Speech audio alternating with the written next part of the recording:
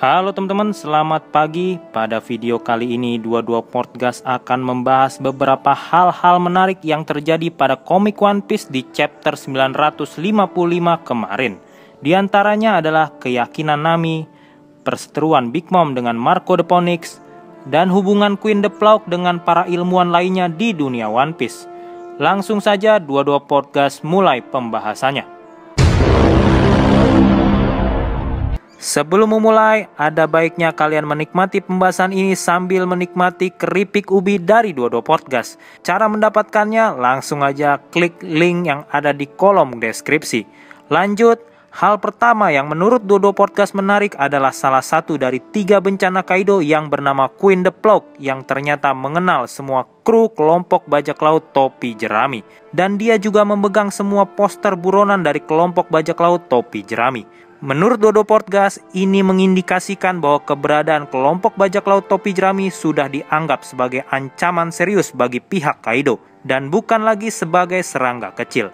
Di komik One Piece di chapter 955 ini, 22 Podcast juga memiliki pendapat yang sepertinya layak untuk didiskusikan.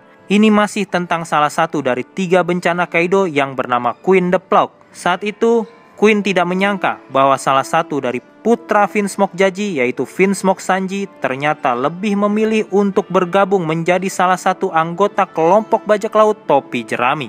Sebagai penggemar One Piece, kalian pasti sudah mengetahui alasan kenapa Vinsmoke Sanji memilih untuk menjadi bajak laut topi jerami. Jadi hal itu tidak perlu 22 Podcast bahas lagi di sini karena memang sudah diceritakan pada komik One Piece. Lalu yang menjadi pertanyaan berikutnya adalah, kenapa orang seperti Queen bisa mengenal Vinsmoke Jaji?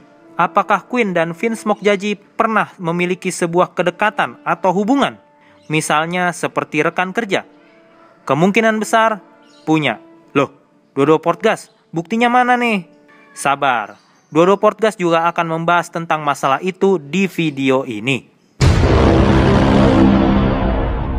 Sebagai penggemar One Piece, kalian pasti sudah mengetahui bahwa latar belakang Vinsmoke Jaji adalah seorang ilmuwan yang jenius.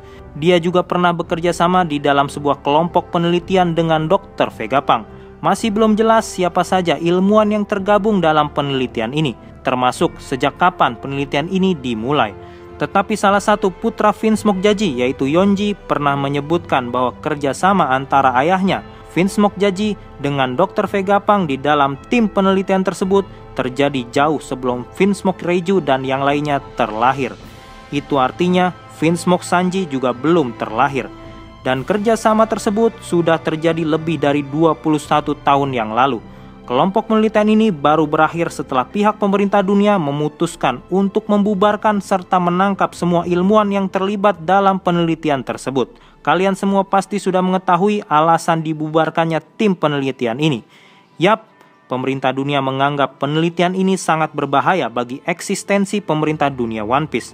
Beberapa di antara ilmuwan tersebut berhasil lolos dari kejaran pemerintah dunia. Dan salah satu ilmuwan yang berhasil meloloskan diri adalah Vinsmoke Jaji. Lalu apa hubungannya hal ini dengan Queen the Plough? Nah, ini yang menarik.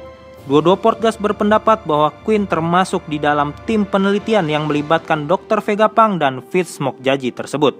Tetapi Queen adalah orang yang berhasil meloloskan diri dari kejaran pemerintah dunia sama seperti Vinsmoke Jaji. Jadi tidak heran apabila Queen terlihat tidak asing ketika melihat poster Vinsmoke Sanji. Sekaligus menyebut Vinsmoke Sanji adalah anak dari Vinsmoke Jaji. Sekian pendapat dari 22 Podcast tentang hubungan Vinsmoke Jaji dengan Queen. Bagaimana menurut pendapat kalian? Apakah kalian memiliki pendapat yang berbeda tentang hal ini? Tulis pendapat kalian di kolom komentar.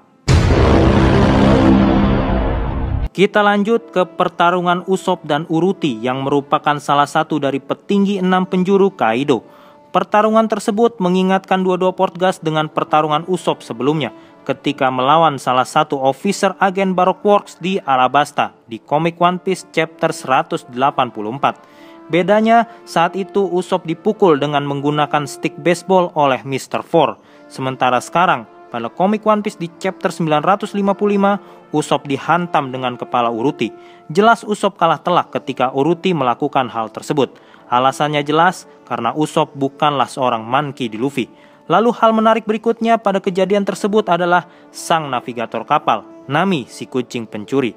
Sebagai penggemar One Piece, kalian pasti sudah mengetahui bahwa Nami adalah orang yang pengecut dan suka memanfaatkan kekuatan orang lain, terutama Vinsmoke Sanji dan Roronoa untuk melindunginya. Tetapi saat ini di sekitar Nami tidak ada orang yang benar-benar melindunginya. Vinsmoke Sanji sibuk menemani Monkey D. Luffy yang akan ke atas menyusul Kinemon dan samurai Nine Red Scabbard lainnya melawan Kaido. Sementara Roronoa sibuk merebut vaksin yang saat ini berada di tangan Stratchman Appo. Hanya Usopp lah yang ada di sekitar Nami saat itu. Tetapi kondisi Usopp sudah tidak berdaya. Dan di situ kita semua melihat kekuatan keyakinan dari Nami kepada kaptennya Monkey D. Luffy yang ingin menjadi seorang raja bajak laut. Keyakinan Nami pada komik One Piece di chapter 955 kali ini juga mengingatkan Duodo Portgas pada chapter sebelumnya, tepatnya pada komik One Piece di chapter 280. Saat itu kita melihat Nami yang sangat putus asa karena dirinya menganggap bahwa kelompok bajak laut topi jerami sudah tidak memiliki kesempatan untuk mengalahkan Enel dan melarikan diri dari Skype. Memang apabila diperhatikan saat itu kondisinya sangat genting karena Enel sudah menerbangkan kapal terbang raksasanya yang bernama Maxim. Tetapi dengan tenang, Monkey D. Luffy berkata kepada Nami bahwa seorang kru raja bajak laut di masa depan tidak pantas menampilkan wajah putus asa seperti itu. Lalu ketika di Arc Wall Cake, ketika Big Mom menciptakan gelombang besar layaknya tsunami, saat itu Nami juga terlihat sangat putus asa. Sampai-sampai dirinya menyatakan bahwa hidup mereka sudah berakhir.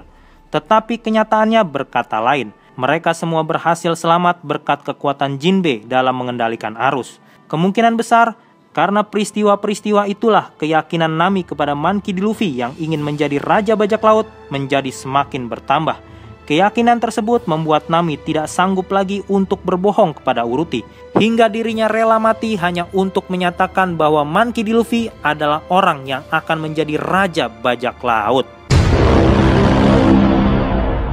Nah, dari pembahasan di atas tadi bisa dibilang keyakinan Nami itu lebih kuat dibandingkan Usopp. Sebenarnya sih ada banyak hal yang menarik yang bisa dijadiin bahan diskusi kita dari komik One Piece di chapter 955 kemarin.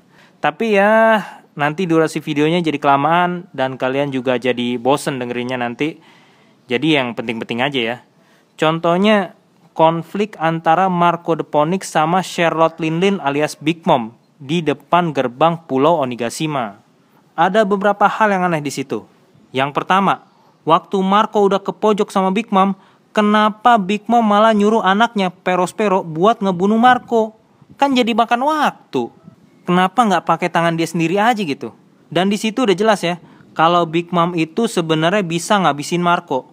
Ya seenggaknya sekali pukul juga modar itu si Marco. Tapi Big Mom malah nyuruh anaknya si Charlotte Perospero buat ngabisin Marco.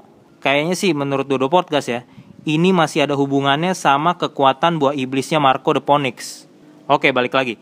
Ternyata secara tiba-tiba Charlotte Perospero malah diserang sama dua petarung dari suku Ming. Jadi gagal lah tuh tujuan Big Mom buat ngabisin Marco. Tapi biarpun Charlotte Perospero itu diserang sampai ngebuat mukanya itu terluka, posisi Marco masih belum berubah loh. Si Marco masih ada di genggaman Big Mom dan ini nih keanehan yang kedua menurut Dodo Podcast. Si Big Mom malah pergi gitu aja. Terus Marco yang udah sekali jebret modar malah ditinggal. Lah ini gimana dah? Sebenarnya Big Mom nih niat gak sih buat ngabisin Marco? Begini amat ya.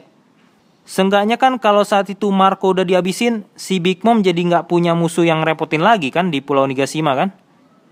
Tapi ini malah, aduh, bertele-tele ya. Apa iya Marco punya hubungan khusus sama Big Mom? Ya kali dah.